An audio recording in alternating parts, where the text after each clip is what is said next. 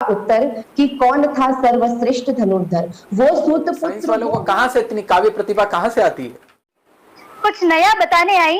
कौन था महाभारत में महारथी? आपको महाभारत के काल में ले जाने वाली नेहा जोशी है हमारे इस रथ की अगली सारथी। मैं स्वागत करती हूँ नेहा जी जोशी का। जी ननीता जी, सबसे पहले मैं आप सभी को बहुत बहुत प्रणाम करती हूँ और राजस्थान के सबसे चहीते गुरु निर्मल सर को नमन करती हूँ और सीधा अपनी कविता की शुरुआत करती हूँ।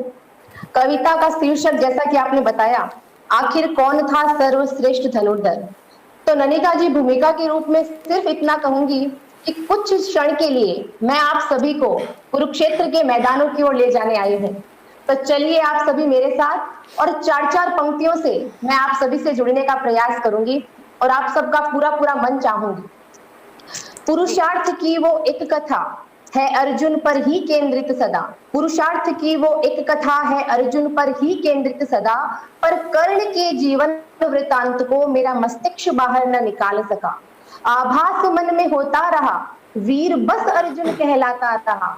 आभास मन में होता रहा वीर बस अर्जुन कहलाता रहा, पर महाभारत के इतिहास में कर्ण भी तो महारथी रहा। जिसके पास नहीं थे चक्रधारी से सारथी, जिसके पास नहीं थे चक्रधारी से सारथी, जो दे पाते उसे गीता रूपी ज्ञान और अपनों से लड़ने की शक्ति, तथापि वो लड़ा अपनों के विरुद्ध। तथापि वो लड़ा अपनों के विरुद्ध, यह जानते हुए कि संघर्ष तो है जटिल बहुत। नहीं है उसके पास कुछ भी तो, नहीं है उसके पास कुछ भी तो धनंजय की बराबरी का। न ज्ञान साथ देगा रण में, न रथ आंचल छोड़ेगा वसुधा का। यदि मेरी स्मृतियां ले जाना चाहे मुझे उस कपटी कुरुक्षेत्र में, तो हो एक कपट मेरी कल्पना के साथ भी। जहां मेरी आंखें एकटक देखे उस महारथी कर्ण को ही, जहां मेरी आंखें एकटक देखे उस महारथी कर्ण को ही, और यदि ना देख पाए कुछ तो शाप की बेड़ियों में बंधा हुआ कर्ण, दुर्योधन का ऋणी अंगराज कर्ण, अपने अनुजों का ज्येष्ठ कर्ण, और ना ही देख पाऊं मैं कौंते को भी। यदि मेरी कल्पना मुझे ले जाना चाहे उस कपटी कुरुक्षेत्र में, तो हो एक कपट मेरी कल्पना के साथ भी, और मैं देख सकूं एक ऐसा महायुद्ध, और मैं देख सकूं एक ऐसा महायुद्ध हो जो मेरी कल्पना के वशीभूत हो। वहां धर्म की विजय अवश्य हो, वहां धर्म की विजय हो, वहां सत्य की ही जय जय।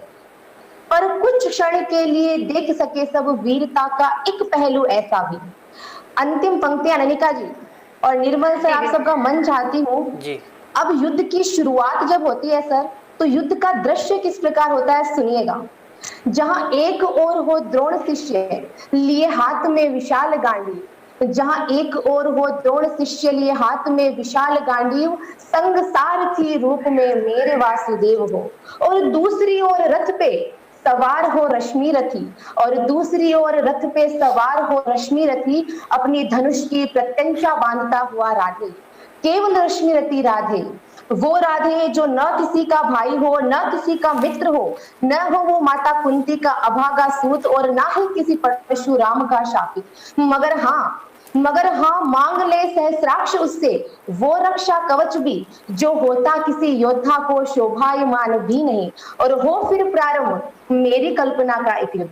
अंतिम कुछ पंक्तियां समर्पित करती हूँ और सिर्फ इतना कहना चाहती हूँ कि कर्ण को सूत पुत्र होने के नाते बहुत से उसके अधिकार उससे छीन लिए गए, और यदि वो युद्ध मेरी कल्पना सा होता तो शायद महाभारत का इतिहास कुछ और होता। तब पंक्तियां पढ़ती हूँ।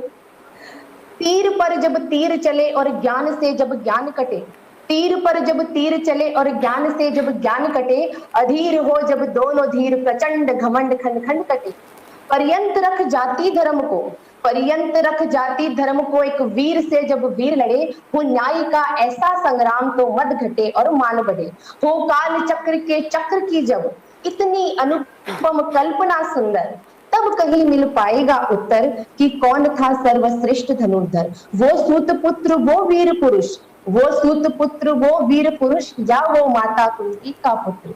बहुत बहुत धन्यवाद। बहुत अच्छा, बहुत साहित्यिक रचना थी इनकी। हिंदी साहित्य की विद्यार्थी लगती हैं ये? जी नहीं सर, मैं साइंस की स्टूडेंट हूँ। अरे वाह, क्या बात है। बीएससी बीएड है ये। बहुत अच्छा है, बहुत अच्छा। साइंस के विद्यार्थी जैसे हमारे हिंदी में अज्ञे जी जो थे, वो सच्चिदानंद हीरानंद अज्ञे, वो विज्ञान के प्रोफेसर थे, फिजिक्स में पढ़ाते थे, लेकिन हिंदी में बहुत बड़े कवि हो गए। तो ये साइंस वालों में ऐसा क्या होता है, वो कविताएं लिखते हैं और हम हिंदी वाले उनको पढ़ना पड़ता है। हमें लिखते सब साइंस वाले हैं और हिंदी वाले उस कविता का विश्लेषण करते हैं, व्याख्या करते हैं। तो साइंस वालों को कहाँ से इतनी काव्य प्रतिभा कहाँ से आती है?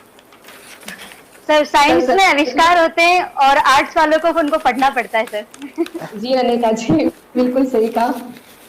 चलिए, थैंक यू।